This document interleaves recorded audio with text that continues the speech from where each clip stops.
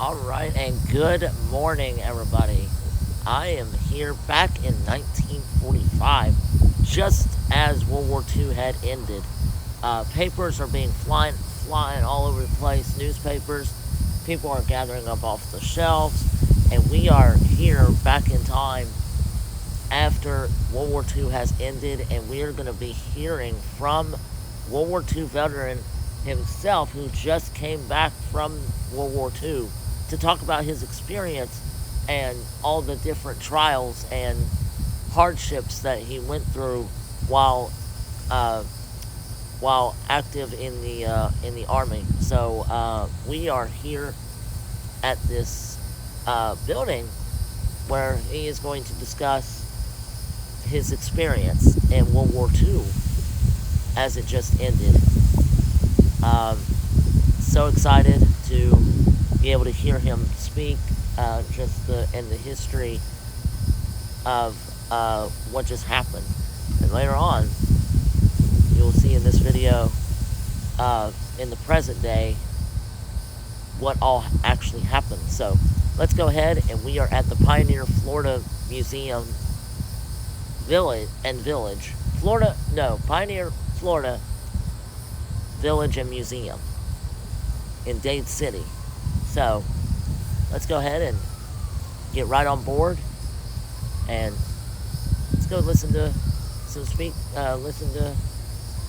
him talk about this World War II soldier talk about his experience during his active duty in World War II. Let's go do this. Of course, right away we have this alligator right off of Big. You may take photos with Big Al. I might do that. This is Big Al. Not to be referencing the University of Alabama's mascot, Big Al. Elephant. So that's not his. That's kind of a play on words here. Kind of ironic how this is named Big Al, and considering that University of Florida, and Alabama don't like each other. So kind of ironic here with Big Al. All right, so we're gonna get some wildlife here. We got the turkeys, the deer, bobcat. I think that's a bobcat. I think that's a bobcat. But look, tribes.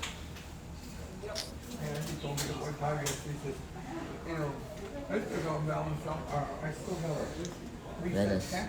Alligators infested the swamps of North Florida were a constant threat to the Tunica Indians living in the region. The danger from these creatures was so great that the Tunica had to maintain a constant watch.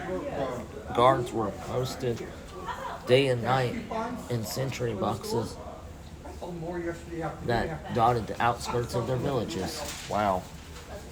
They were so overpopulated that the tribes had to keep watch in these little huts to prevent them from being eaten by alligators. Got some.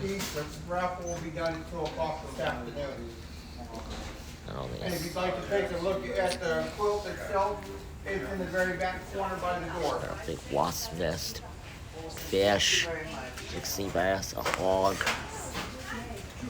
a razorback, and of course you got the lost tribes of Florida. Tocobaga, Ponto, Ocala, Tunica, Gual, Appalachia, and Pensacola. Native Americans lived in Florida for more than 13,000 years. Hunting, gathering, fishing was prevailing way of life. During the last 1,000 years, some tribes also adopted agriculture. As time passed, Florida's Native Americans grew up in number, and their cultures became more complex. They lived mostly near water in villages or camps. In 1500s, Native Americans were decimated by disease, warfare, and slavery brought by Europeans. and also from wars where other tribes. By the 1700s, their numbers were reduced to remnants. At this time, Creek Indians from Alabama and Georgia moved into Florida and became known as the Seminoles, like Florida State Seminoles. So here we go. We got some artifacts here from the Believe it or not, it's in one of the old funeral homes. Native But Americans. they have a lot of space for putting stuff. I've been in there twice so Items. far. My wife will Wooden not let me bowl. go in there by myself. Because last time I was in there, I come out. Ceramic bowls. They made a lot of pottery and sculpting with the Native American tribes.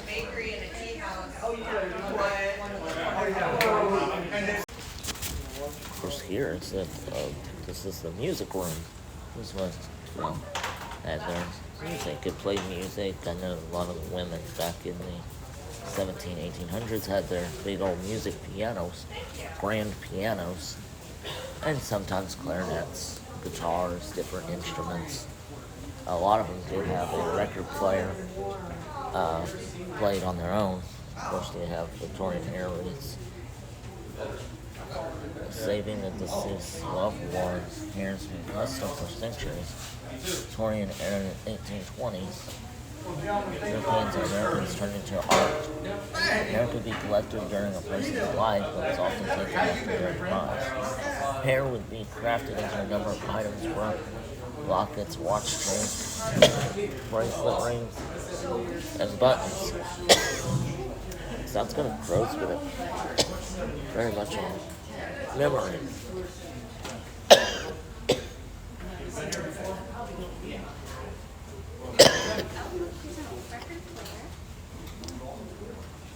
Of all the items listed on the board here, paper. Chairs, I believe, 1700. Wow. All these. Of course, all these were all the instruments. You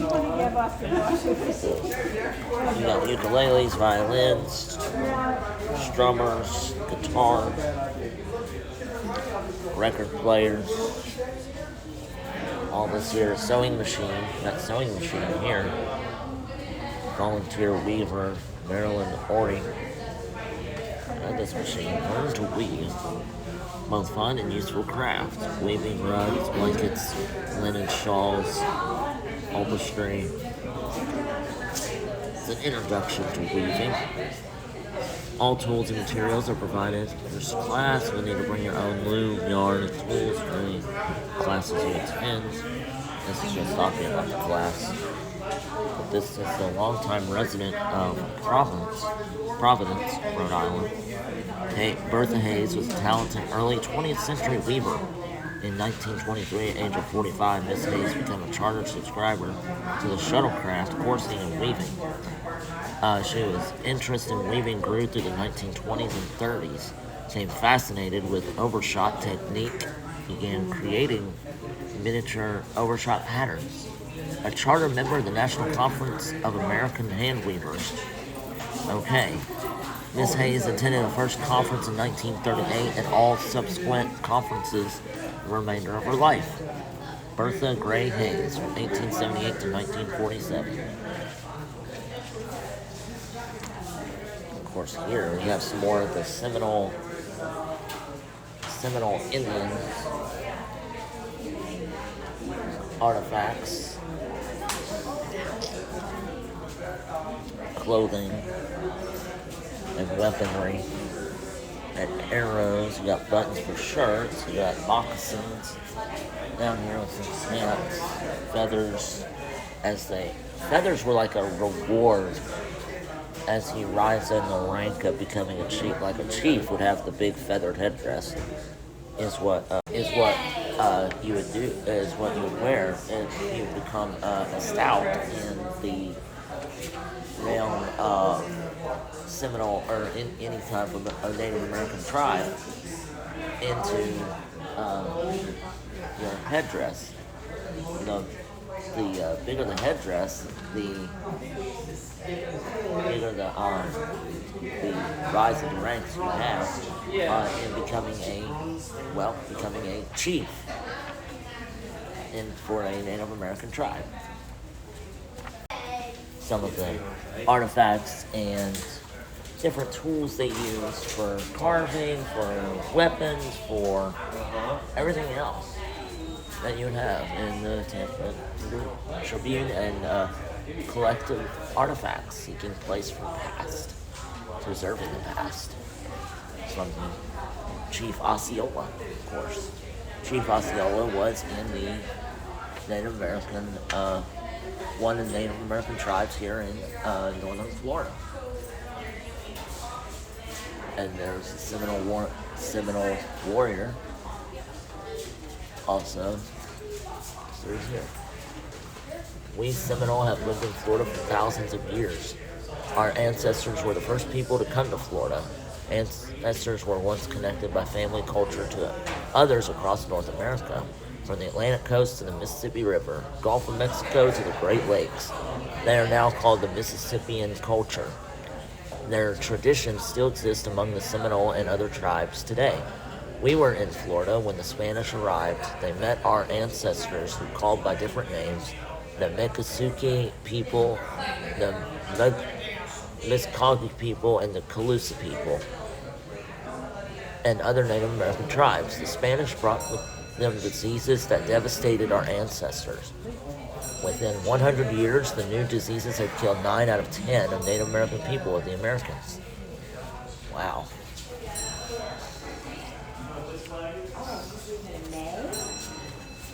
Of course, you have all these.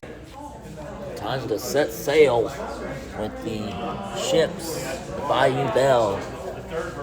That's the Bayou Belle right there, and colorful history, both in the water and on land. Original 126-foot steam sternwheeler packet was built in Paducah, Kentucky in 1891. Originally, it was Christian the White Spot. It became part of the Barrett steamship line and was renamed the Jan Barrett in honor of Jan Barrett, a French sailor who was recognized as the first woman to have ever circumnavigated the globe. Employed for many years as a tow or tugboat, the Jan Barrett plied the Mississippi River, and its purpose purported to be the only ship in the Barrett line to have entered the Mississippi River by 1948. Wow. Very cool. And of course, we move on. These are some of the medals right here that they earned for the Purple Heart, which was honored, and for the U.S. Coast Guard in 1917. They were assigned, this is the Sumner brothers. They were assigned to cutter USS Tampa. By 1917, the Coast Guard came under control of the U.S. Navy. Tampa became part of supply convoys traveling between the United States and Gibraltar at the mouth of the Mediterranean Sea. In its first year of service, the Tampa escorted 18 convoys across the Atlantic Ocean.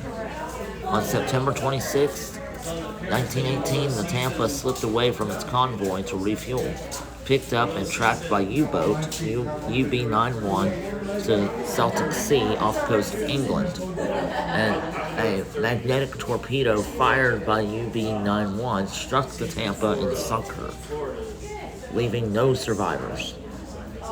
Coast Guardsmen were not eligible for Purple Hearts until 1999. During commemoration in 2001 in Tampa, Jack C. Edwards, a World War II Marine veteran, accepted the postal medals for both Homer and Wimbold, natives to Tampa and Dade City.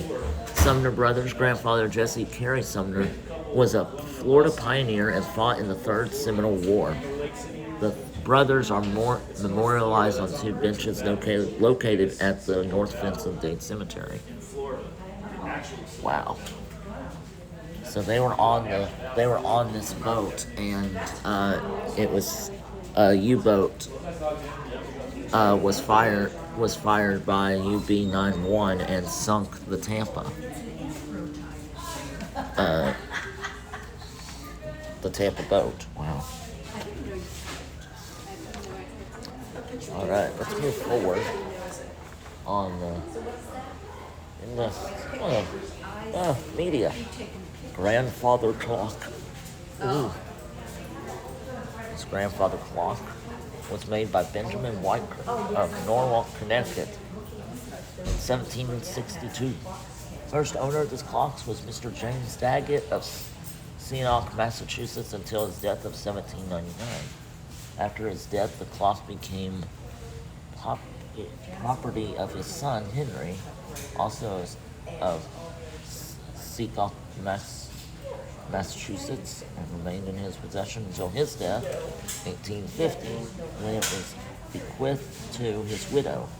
By her decree, the clock was given to her son, James Henry Daggett, shortly after the clock was sold at a public auction in Seacock, Massachusetts. The clock was then purchased. Basically, it was passed down to, finally, the grandfather clock was donated to the Pioneer Florida Museum and Village on June 18th of 1962 by Reginald Edison Heaton, a old grandfather clock from the 1700s. And here we got some of the media as well. And some stuff from the Civil War. Old cameras, films, old telegraph, radio, and all like stuff like that.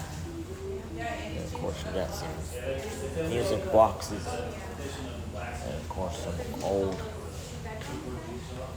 World War II photographs, early pictures of Dade City. Just gonna kind of scan through these. Left to right, go across here.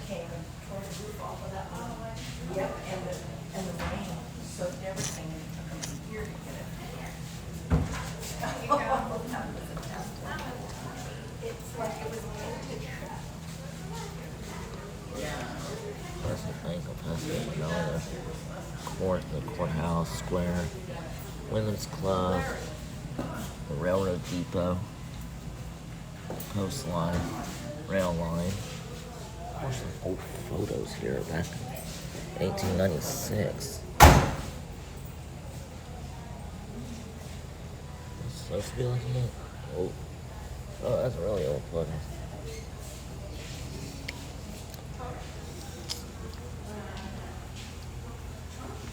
Folding autographic brown camera.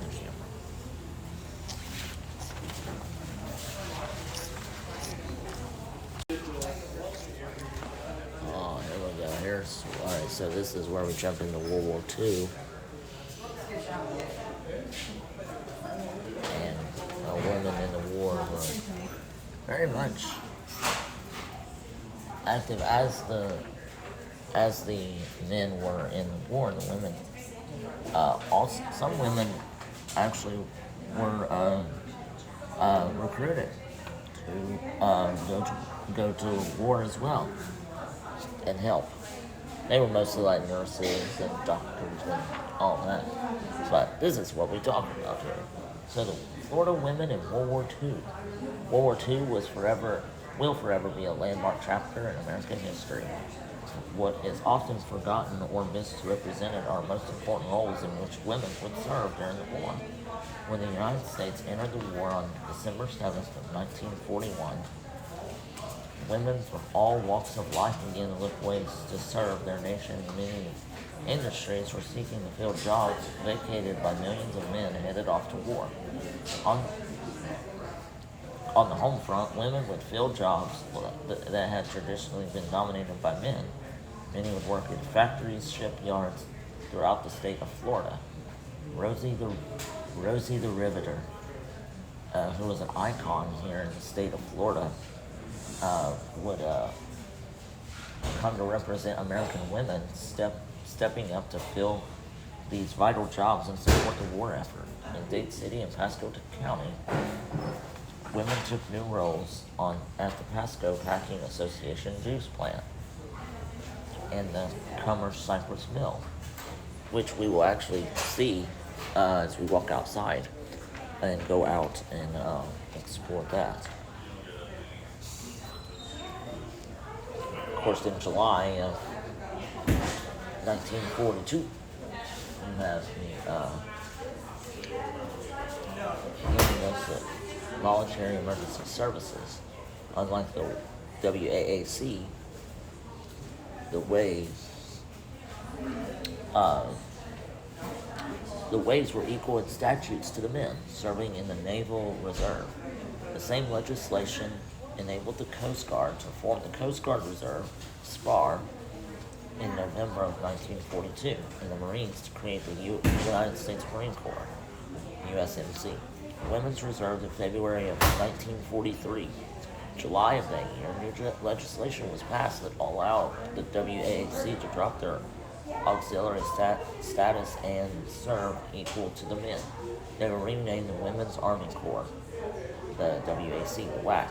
These four groups of women, the WAC, Navy Waves, Coast Guards, and Marine Corps Women's Reserve, changed women's history permanently.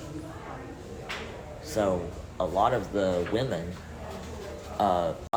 during this type of era served in the Navy, Coast Guard, Marines, and took on the role of men because all the men were overseas in Germany.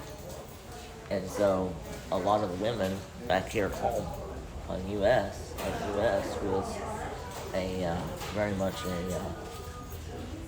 a highlight of important roles that they had to do. But now, as we go from World War II, we will now enter in the Civil War timeline.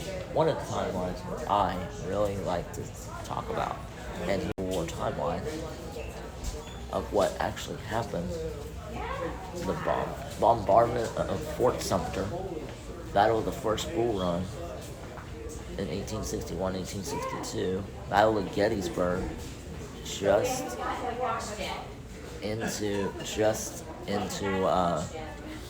1863 for 3 years. Battle of Shiloh, that's in Tennessee. I remember doing a video about that one a while ago. But this is just a lot of it. So the fall of Richmond, Lee Sturgis Grant, Florida was captured in March.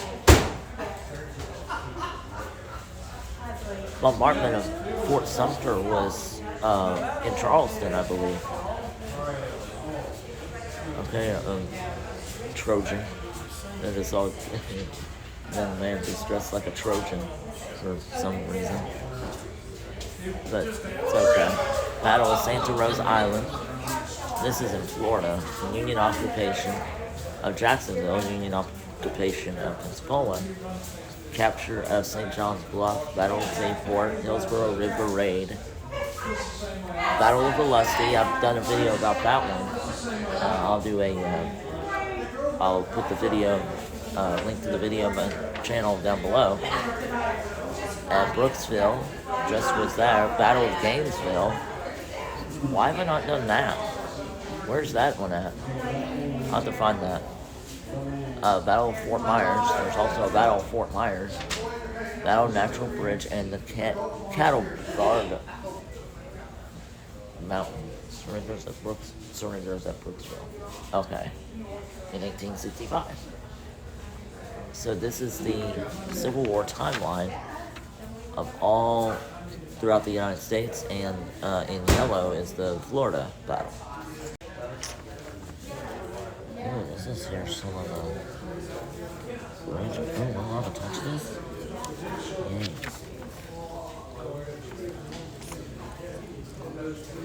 I think he's the one that's actually over there talking at 1 o'clock.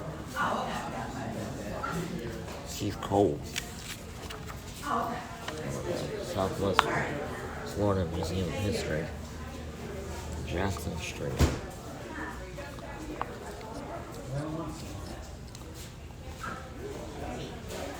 Oh man, I gotta go to Fort Myers.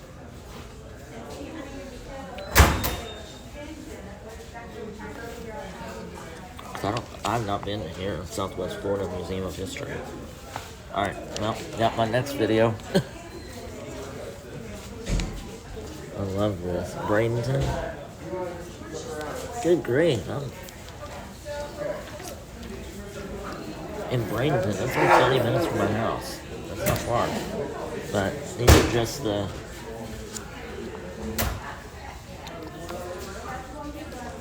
in Ellington, the historic state park. That's not far at all. Good grief. These are real easy. I could hit Bradenton and Ellington in one day on a Saturday. That's easy. That'd be real easy. Manatee County Historical Library records. This is Southwest. I think the Southwest region. That's us. Where's this? Is this in Tallahassee? No. Oh, this is a Civil War exhibit in Bradenton. This is Bradenton. So all these are in Bradenton. Right here. Okay. Good. I've succeeded. So right here's the map of the Civil War. Map of Florida during the Civil War. And that's out here. We'll start at the Panhandle from Pensacola, Milton, Pensacola and Georgia Railroad, which makes sense considering the fact that the short Pensacola and Georgia Railroad doesn't even go into Georgia, but it goes to Chattahoochee, Marietta, Tallahassee, St. Marks, Lake City, Olustee, Jacksonville, Gainesville is the Florida Railroad, Fort Marion, St. Augustine, Fort Ocala, Fort Tampa, Brooke, Tampa Bay, Fort Myers.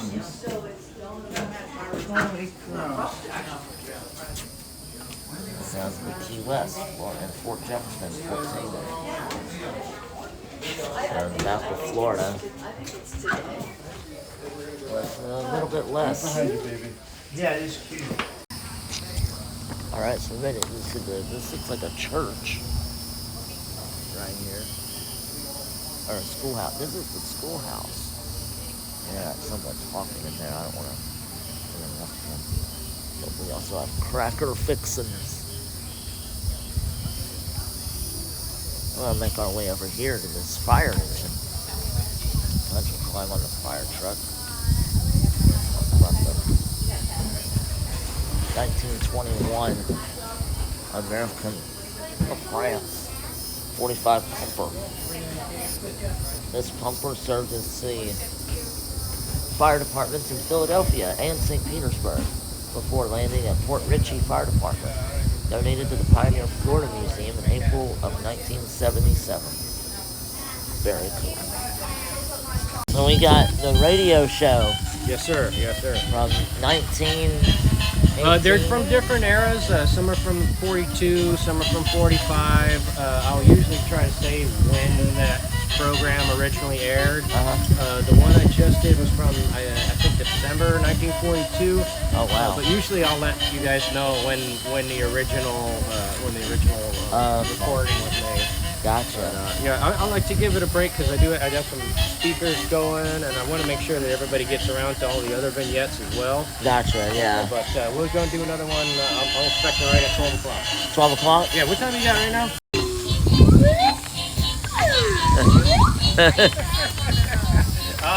A slide whistle. Any kids playing dice behind the outhouse, you find me and report it, right? Oh, yeah, okay. Sometimes they work and make money, but these kids didn't spend their money on candy and cookies. Oh, no. They spent it on bad vices. So we don't want that to happen. Oh, no.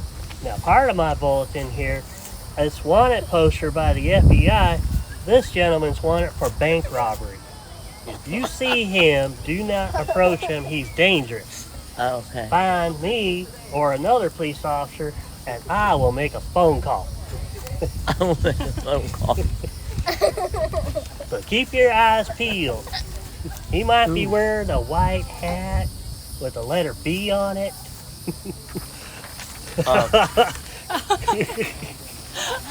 Well, thank you for your time. That's not me, really. That's awesome. That was good. And remember, kids, stay in school. Like, Yeah. for me, especially me as a school teacher. Yeah. And so I teach kids. So it's like, what? Thank Yeah. you. You're welcome. That was good.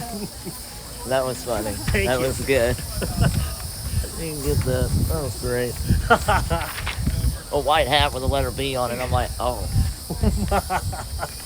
You never know. you never know who it is. They are totally in disguise. You know? That's right. They are in disguise. So we're in the general store now. It's kind of like a old little center. They would have whistles are $10, pops are $4, candy sticks are $2 for one. Yo-yo is $5. Puddle pumpers are $5. Man, I wish prices were like this today. Back in the present day. And of course, you also got a mailroom. This is the mailroom. My favorite. Every time I volunteer here, you take pictures. So. Very good. Oh, it works. Everybody says come over. Look at that!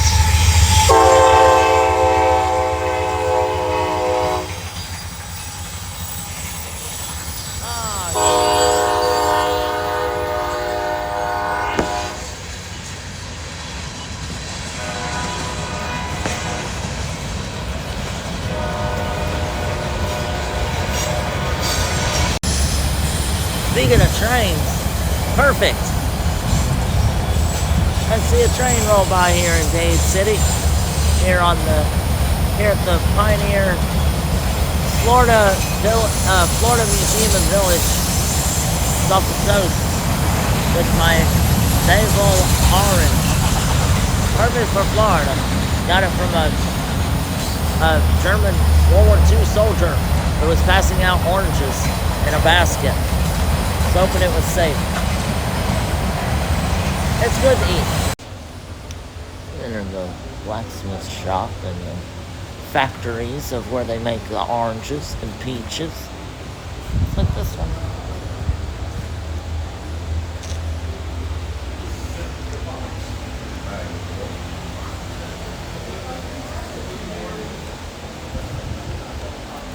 Very cool.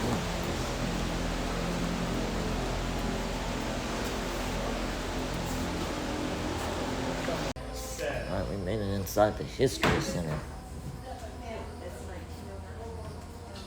Can't stay in here very long because we got the radio show up.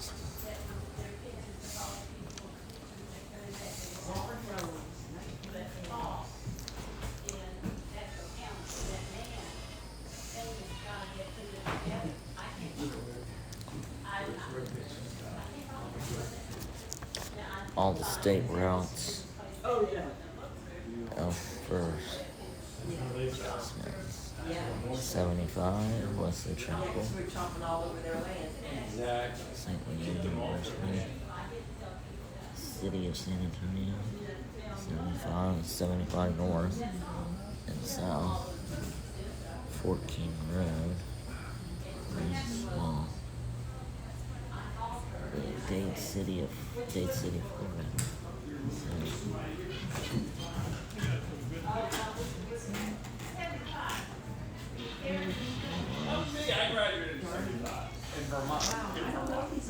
And these are all the archives, mortgages of houses, pricing.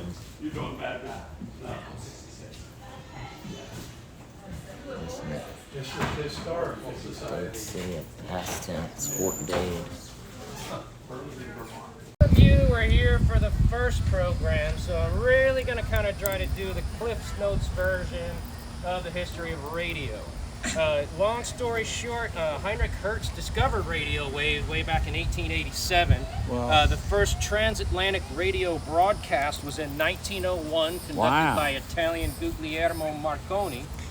Then the early 1910s, you begin to see radio getting used. The Titanic actually issued distress calls in 1912 using radio. In the 1918, Woodrow Wilson's 14 points were broadcast to Europe after the First World War. Radio took a meteoric rise. In 21st century parlance, radio went viral. Just to illustrate that a little bit, in 1920, one home in every 500 in the United States owned a radio. By 1930, 45% of the homes in the United States had a radio. By 1940, 88% of the homes in the United States had radios. Radio stations exploded during this time as well. In 1921, there were just 9 radio stations in the United States. By 1922, there were 30. By 1923, there were 556. It absolutely exploded. Now, Orson Welles got on the radio before, after, in fact, 4 times throughout the program, Orson Welles got on there and said, hey, this is a dramatization. This is not real. I didn't Well, know people that. probably missed a lot of that because he had a good portion of the nation absolutely believing that aliens had invaded New Jersey. I'm not kidding you. He set the scene in New Jersey, 1938, and then over the course of the program, in fact, in the first 15 minutes alone, the New York City Police Department received 2,000 calls from listeners. And thousands of people fled New Jersey thinking that there was an actual alien invasion. I am not kidding you. Good old Jersey, huh, baby? Wells actually faced a prosecution at one point, but he came back again. He said, look, 4 times in the program, I told y'all it wasn't real. And so he never went to trial. Nothing ever amounted of it. It sounds very far-fetched, but it just shows you what the power of radio could do. Alright, so we just enjoyed a little radio show, skits from back in 1920s, which was in the era. But very much a unique, it was funny. A lot of comedy. A lot of comedy, just like bit jokes. I got most of them. I understood, like, that the part of it, the joke side of it, very, very sarcasm. So, and more of a duress. But now, we are going to head on over to the railroad, the train museum, train depot. Right in here. Before that, we're going to take a look at this little flag here. And Pioneer Florida Museum, chartered in April 28th of 1961 with 87 members, and first housed on the Pasco County Fairgrounds. This permanent museum opened Labor Day of 1975, promoting and fostering public interest in pioneer Florida life and its purpose. Perfect. So now, we're going to make our way to ride the rails, learn about the railroad side of things for the trains here at the Pioneer Florida Museum and Village. Railroads to transfer mail from one city to another. So this was a major mail transfer point, ran 24 hours a day, taking mail sacks off, depending on where it was going. If it was going, so it came up here, it was going to the northwest, we put it on a train going that way. If it was going to the northeast, you might put it on a line east. And we were doing these transfers all over the country until 1955, when the interstate was being built, and where the post office switched to semi-tractor trailers, which could actually go from one mail post office station to another without having to talk to the train and get off the train and back to the people. Okay. So after that, there wasn't much use for trophy. very small tower, doesn't have a transfer trunk. So they finally closed the station. You've got the different signs of the railroad. A lot of them are used today, like this sign right here. On the railroad crossing. Of course, there's switches right here. And the of course, all these railroad spikes. I have a few of them at home myself. These lanterns, these old lanterns, they used to stand beside the track to warn to either stop or proceed or reverse or now this is an old steam engine light right here. Old steam engine light. You can see 1956 1-foot tribute drawing of the character. Electric trainman's lantern used by Atlantic Coastline conductor John Henry Hancock. 1935, 1955. That's over here. I think it goes left to right. I don't have the numbers for some reason. Oh wait, they're right here. That is my fault. Of course, you got the emergency train cords. You got train station signs. There it is. You have to pay to go to the bathroom. Please do not flush the toilet while the train is in station. Okay, here we go. So this is the old train lanterns. Of course, they used kerosene lanterns back in the day, and then they oil lanterns, and then they proceeded into kerosene lanterns. And then as goes on, these are conductor hats. Of course, you got different key locks, fragment strong box, safety deposit box, railroad switch signal locks, where they would unlock the switches to proceed on. And you got the Orange Belt Railroad of San Antonio, Florida. Tying it. 19 cone-shaped fire buckets. Couldn't be set down in order. Scourge theft. Glass fire extinguishers. Right there. Filled with flame retardant were thrown at the base of the fire. Oil cans. Wrenches. You got the cross sections of J rail track. Alachua County First Phosphate Mine in Florida. And of course you got the steel rail and 13 track fragments from the Trailby Railroad line. Crosby train engine whistle. Wow, that's cool. Cut out in the woods in the Withlacoochee. Oh, okay. And they bring it into the sawmill that's in town. Oh, wow. So it's like just the Nice old... hat. Yeah.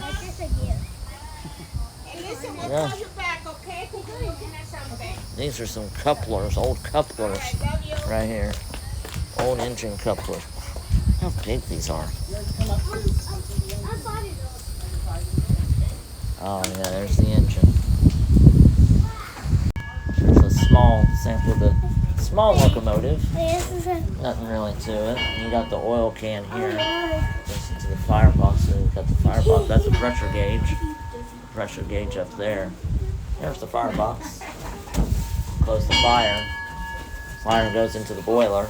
Boiler heats it up, creates steam. Steam goes into the boiler, and the steam comes out the smokestack. Okay, you ready? That's for the steam engine. Create the steam. What are you standing there? And this is really tall. Alright, ring the bell. There we go. Wow. The train is leaving. All aboard.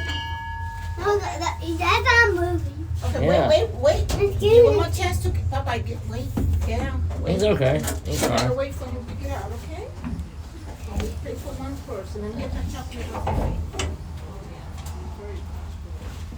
There we go. He's gonna ring the bell for notifications.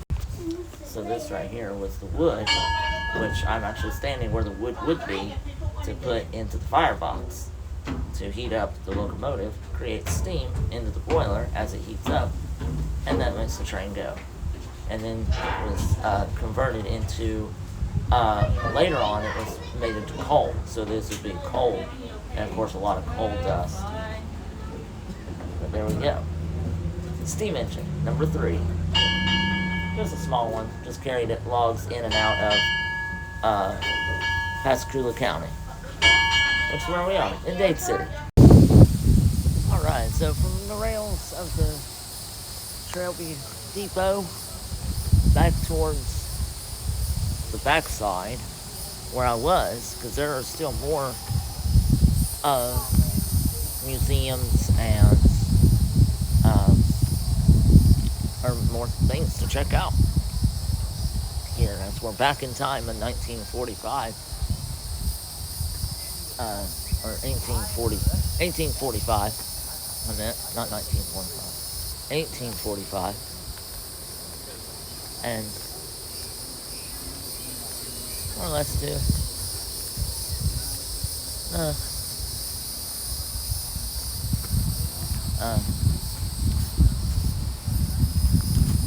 check out this history. It comes alive. Alright, we're heading into the United Methodist Church. It's just a small sample of what it is. It's, of course, you got the refreshments of coffee and cookies, water and cookies. You have the old benches here. I bet those were hard as a rock. That's the pulpit, or the pulpit. And then you got the first aid group with the cross. You got some welcome. 140 people. Wow, 140 people inside this church. You know, a lot of people.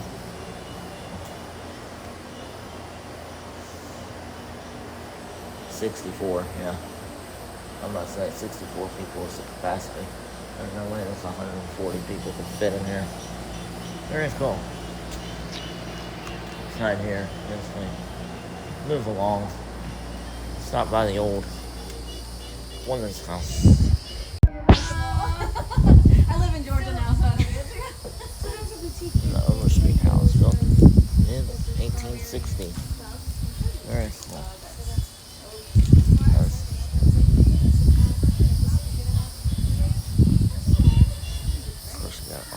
Landscape here. There's a radio show.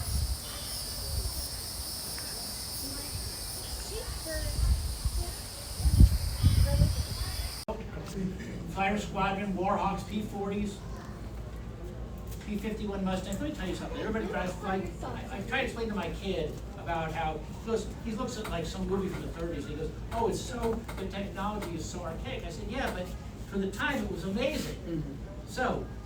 A guy flying a F-14 jet would probably look at a P-51 Mustang. Well, you would look at a P-51 Mustang and go, "Oh my gosh, what a clunker." The guy flying the F-14, he looks at that 51 and he's amazed at what this thing could do during World War II. Later replaced by an Army Air Force's base unit, standby landing strip. October of '44, it was converted to a transfer center. They were moving equipment around the country. Buildings equipment later sold. Became Zephyr Hills Municipal Airport. Now, do you guys know private developers? You know where that is. You know why they can't? 50 years of jet fuel in the soil. Oh. It took us millions to clean it up. Oh my word. And for a World War I aviator. Bombers were looking for U-boats in the Gulf of Mexico, Caribbean, and Atlantic. Hold that thought. First 5 years, 4,500 acres. 4,500 acres. Renamed it Field 47. So, let's talk about U-boats. This is Father Michael Gannon. Off Florida alone, between February and May, 4 months, 1940. 24 ships sunk. Who knew that? 16 of them just between Cape Canaveral and Boca Raton. What is that, 100 miles, not even? Look at them all. You know, it's not a coincidence of where they were bunched up, because those were places where the Gulf Stream was really close. The ships would ride the Gulf Stream because it was like getting a free ride. But there was a sidetrack to that because the U-boats knew it. They got the 3 off Boca, all these are Jupiter, see how far east the land goes, and then here off Fort Pierce, and then up there to the Cape, where the Gulf Stream is very close.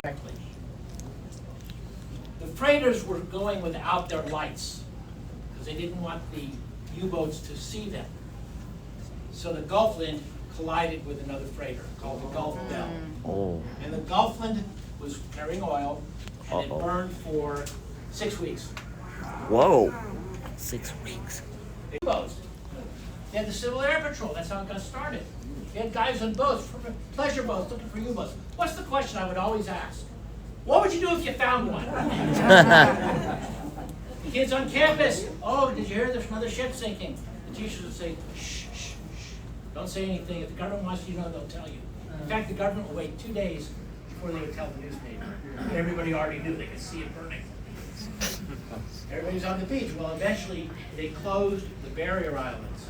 All up and down the coast, from Miami Beach all the way up through the Space Coast. You had to have a pass to prove you were a resident of a barrier island before they let you across the bridge. So finally, World War II gets to this, D-Day. D-Day. On D-Day morning, the old Miami News, where my dad worked, before he wasn't there yet, he was a kid, sent a reporter up to the South Shore of Lake Okeechobee, where he wanted to interview Germans about D-Day. Not German Americans, POWs, okay? This is a Camp Landing, and also a POW base. Here's all the POW bases. Oh my word. 22 of them in Florida. Why? Once again, the weather, right? Yeah. They wanted to send these Germans to hot weather parts of Florida. They wanted to be miserable. These are all people like, light skin, used to cold weather.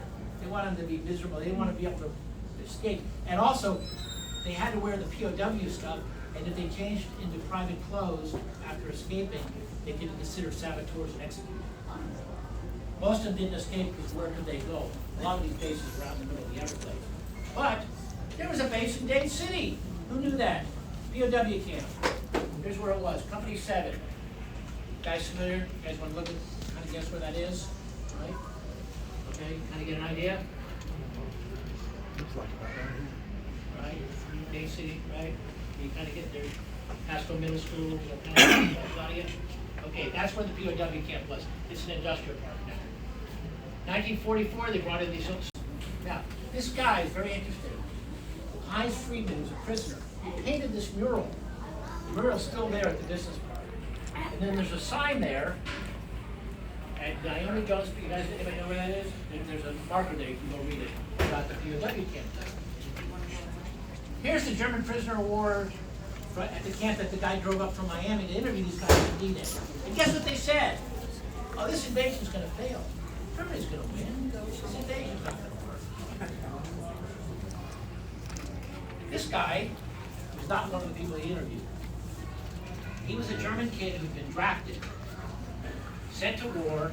His 3rd day at the front, he was captured at D-Day, day after D-Day, brought to this camp near Clewiston, where he was bullied by the other Germans because the German military had a caste system. And if you were in the Luftwaffe or the African Corps, you were the elite. And guys like him were just the grunts that they were thrown into the front as cannon fodder on D-Day because they just needed bodies. He also came from a dysfunctional family. His father committed suicide. And so nowadays you would say that this guy suffered from clinical depression. But in the 40s, who knew?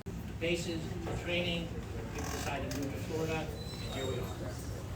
So I covered a lot of material. I ran out of time. I hope I made you get an appreciation for what an amazing time it was here in Florida during World War II. It must have been terrifying.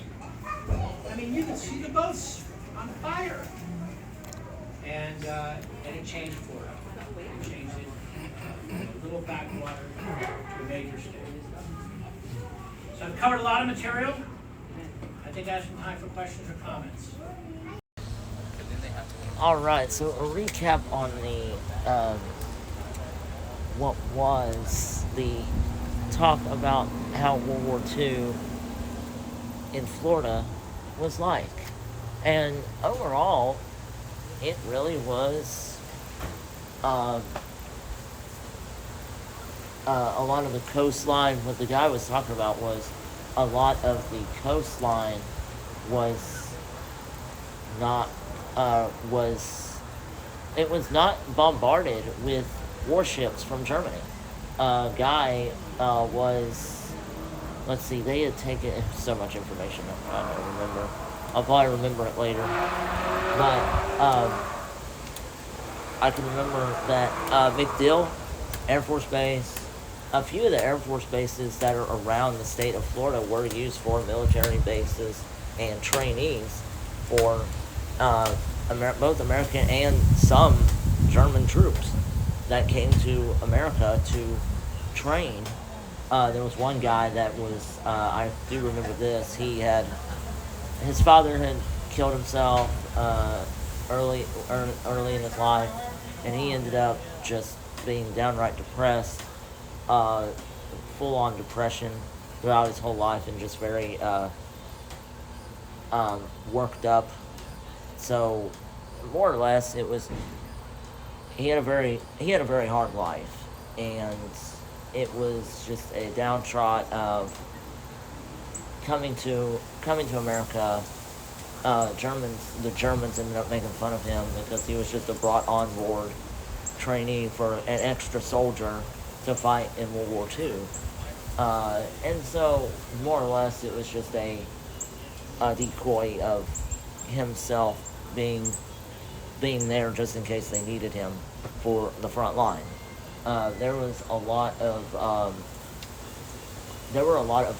U-boats, what they call U-boats.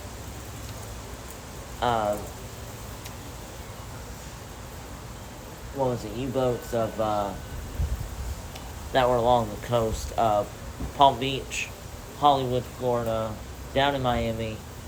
Also the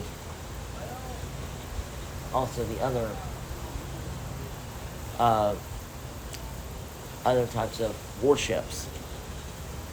But a lot to talk about. I took a lot of pictures, and a lot was discussed during the presentation. Very cool and interesting.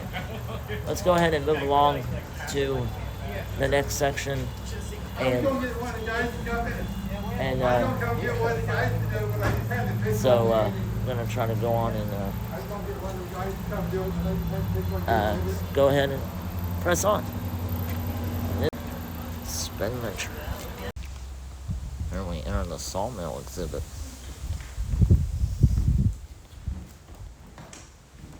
Trying to find the pick of lock. Getting busy for a couple minutes. Did you see his cool shoes, Maddie? Oh, they're awesome. Yeah, I actually got these from a friend of mine in Orlando. Nice. Yeah, they were the ones that got me. He was like, "Here, these don't fit me anymore. So you want them?" They look brand new.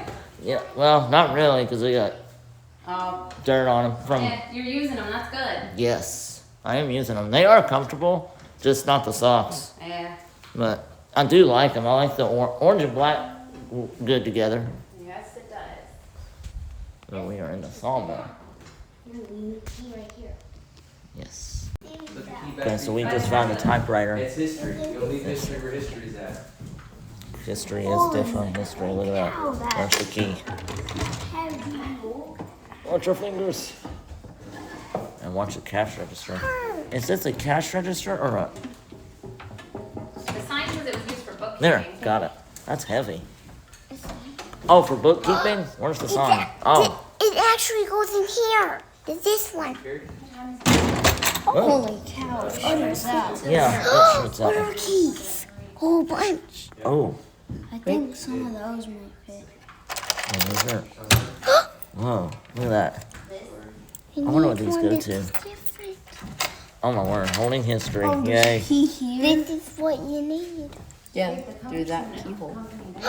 Hey, no, don't try. Probably. Probably break it. That's Yeah. just the other cabinet. No, because this one's... Huh. That might work, but don't. One that looks Yeah, don't like try a anything. sword. There's that one. Yep. I wonder what those keys go to. Can I open the Wait until we close this one because it goes over top of that. Yeah. It's equal. It really is just the equal amount of weight, is what it is. And that tech was really developed by the Egyptians about 2,500, 3,000 years ago. That's the foundation there. All right, so thank you all for joining me here in the 1940s era during World War II, the 1800s, going into the 1900s, of exploring the village, of what it was like during the time frame which I'm in now, as we move forward and go back into present day and explore new attractions and new things to explore a lot in the state of Florida here. Don't forget to subscribe to Spin Ventures here in the future. Drop a call to like or a thumbs up and ring a bell for notifications as I upload these picturesque called videos from the park here, Florida Pioneer Museum, here in Dade City, a new city just developed, and a great time. Subscribe to Spin Ventures, like this video, leave comments. Big history buff, it's a place for you. And ring the bell for notifications, and we will see you all on the next Spin Venture in the present day we call home, the Sunshine State of Florida.